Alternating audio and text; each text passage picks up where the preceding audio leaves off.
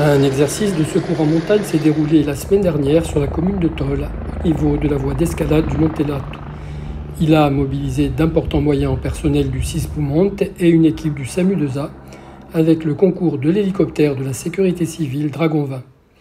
Un exercice très complexe, nécessitant une grande technicité et une parfaite coordination, comme nous l'a expliqué l'adjudant-chef Jean-François Albe du groupe Montagne sapeurs-pompiers.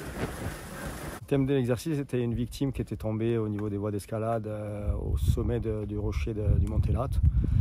25 mètres en contrebas du sommet, l'objectif c'est d'aborder la victime pour voir ce qu'elle avait et pouvoir la remonter au sommet des voies.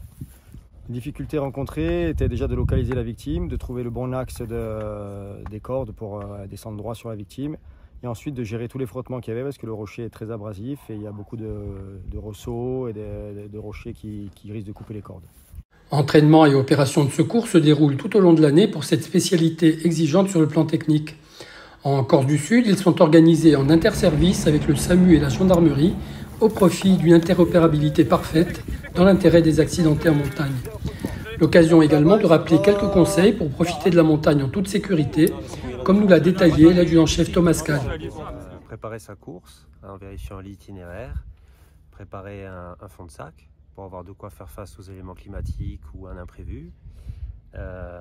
Et bien évaluer aussi sa condition physique. Tout le monde ne peut pas se lancer à l'assaut du GR20 ou d'un sommet sans être préparé ou entraîné. On est en alternance avec le PGHM. La semaine pompier, on a un binôme toujours positionné en alerte de 24 heures avec à disposition les vecteurs aériens, donc l'hélicoptère de la sécurité civile Dragon 20 et le Chouka de la gendarmerie. Un deuxième binôme peut être proposé sur une intervention qui viendrait juste derrière. Notre priorité, c'est l'évacuation rapide et confortable des victimes. On a des entraînements tout simplement pour les treuillages, pour vérifier la qualification des personnels du SAMU à être treuillés. Ils ont de leur côté aussi des stages de survie en montagne pour certains médecins. Et ils organisent aussi avec nous des petites formations en salle sur le matériel qu'ils utilisent à bord de l'hélicoptère, tout leur matériel treuillable.